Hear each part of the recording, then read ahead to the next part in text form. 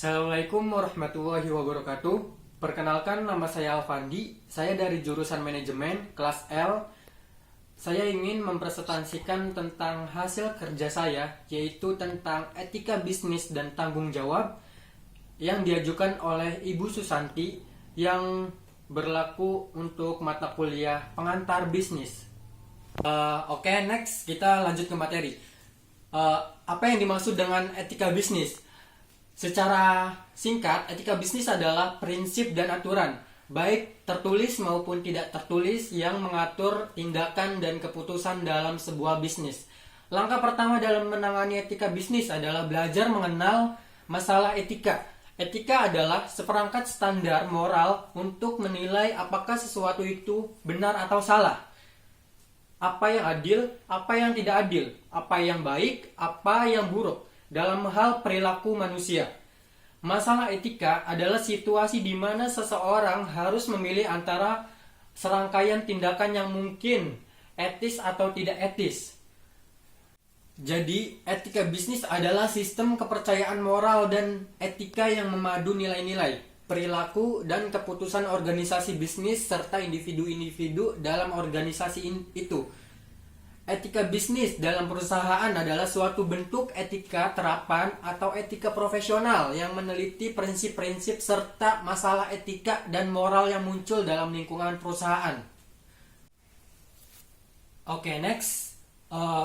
Etika bisnis menurut para ahli, yaitu dibagi menjadi 5. Yang pertama, Velasquez, yang kedua Hill and Jones, yang ketiga State et AI, yang keempat Sim, yang kelima adalah Bertens. Kita jelaskan satu persatu.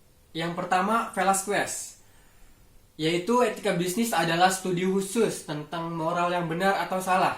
Dan yang kedua adalah Hill and Jones, yaitu etika bisnis adalah suatu ajaran untuk membedakan antara salah dan benar guna memberikan pembekalan kepada setiap pemimpin perusahaan ketika mempertimbangkan untuk mengambil keputusan strategis yang terkait dengan masalah moral yang kompleks.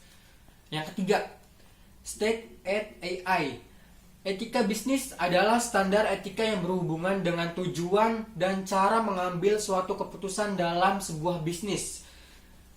Yang keempat, SIM, yaitu etika bisnis adalah karakter yang menyampaikan strategi, moral, dan nilai-nilai yang konsisten dalam pelayanan kepada masyarakat.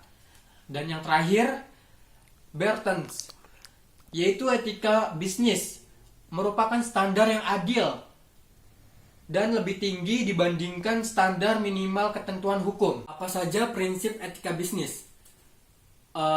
Etika bisnis memiliki beberapa prinsip. Yang pertama, prinsip kejujuran. Yang kedua, prinsip otonomi. Ketiga, prinsip keadilan. Yang keempat, prinsip saling menguntungkan. Yang kelima, prinsip integritas moral. Oke, kita akan bahas satu persatu dari beberapa prinsip etika bisnis.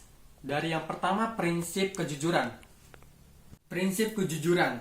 Kejujuran adalah prinsip dasar yang merupakan kunci kesuksesan sebuah bisnis.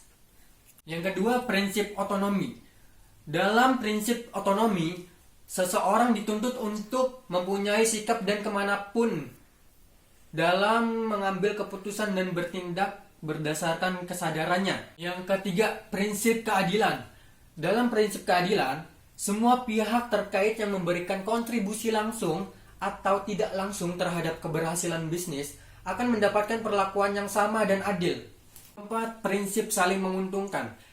Pada prinsip saling menguntungkan, menuntut agar kegiatan bisnis yang dijalankan bisa menguntungkan semua pihak.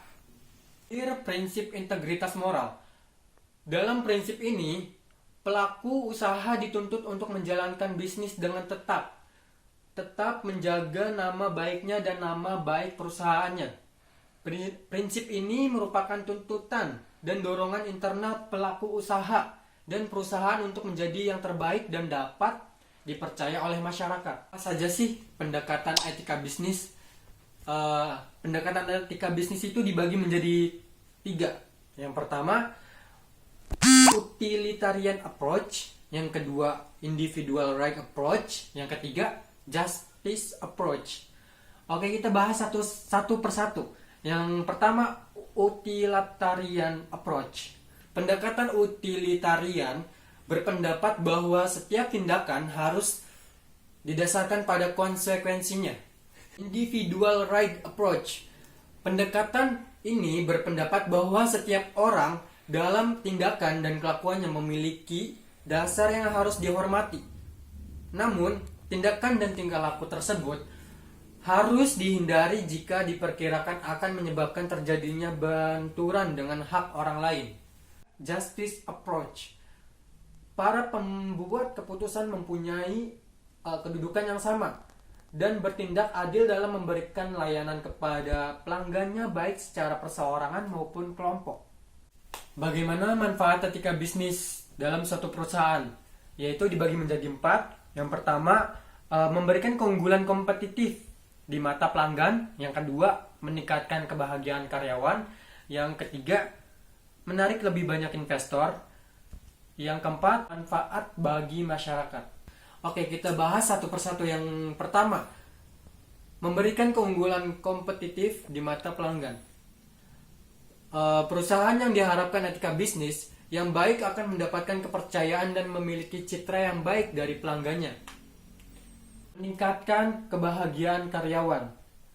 Ketika perusahaan memiliki etika bisnis yang baik, maka karyawan akan merasa lebih nyaman dan betah bekerja, yang pada akhirnya akan mendapatkan loyalitas karyawan dan meningkatkan produktivitas. Ketiga, menarik lebih banyak investor. Calon investor dan pemegang saham cenderung tertarik pada perusahaan yang menjunjung tinggi etika bisnis. Dan yang keempat, bermanfaat bagi masyarakat. Dengan menarik pelanggan investor dan karyawan, etika bisnis yang baik akan memiliki dampak yang lebih baik bagi masyarakat secara keseluruhan. Tujuan etika bisnis. Tujuan etika bisnis adalah mengevaluasi perilaku manusia dan mendorong standar moral yang akan menentukan cara bertindak secara lebih baik dalam situasi tertentu.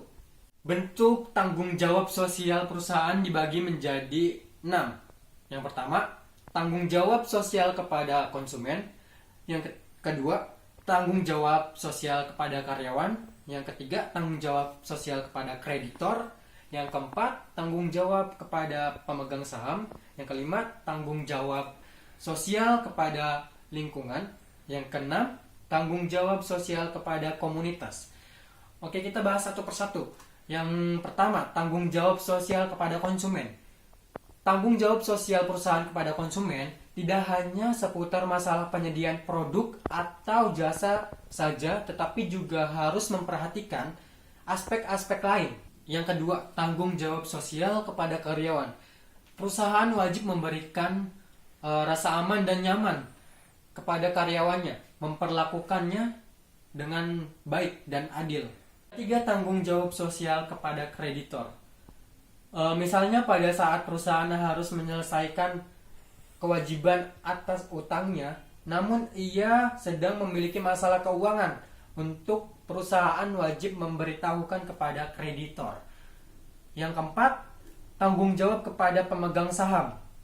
Perusahaan juga bertanggung jawab kepada pemegang saham, sehingga dalam operasionalnya, perusahaan juga harus memastikan keputusan yang diambil untuk kepentingan pemegang saham. Tanggung jawab sosial kepada lingkungan. Tanggung jawab ini berkaitan dengan lingkungan.